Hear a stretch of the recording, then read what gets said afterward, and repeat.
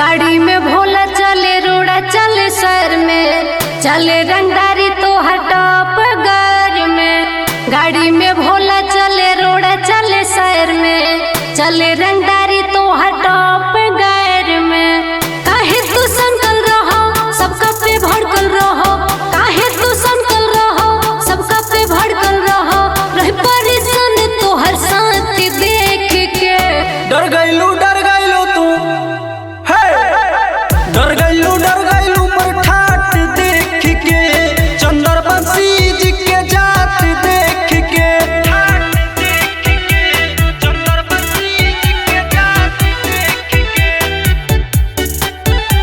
रोडवा पे चले लो तो के हो नाही रोके टोके, हमर बात न की प्रशासन भी साला में ठोके, हमर बात न की प्रशासन भी साला में ठोके।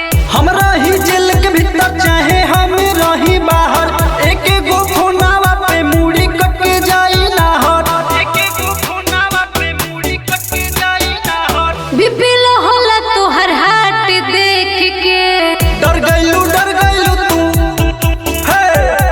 डर गइलू मोर ठाट देख के, चंदर बंसी जी के जात देख के।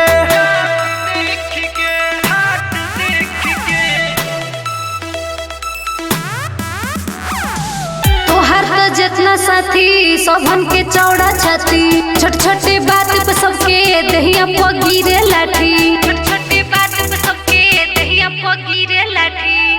रही ना घरवा में रहिला बाहर डार्लिंग, एक बे पुकारब देख दौड़ल आई चार डार्लिंग, एक बे पुकारब देख दौड़ल आई चार डार्लिंग। बैठा तलवार कहीं साथ लेके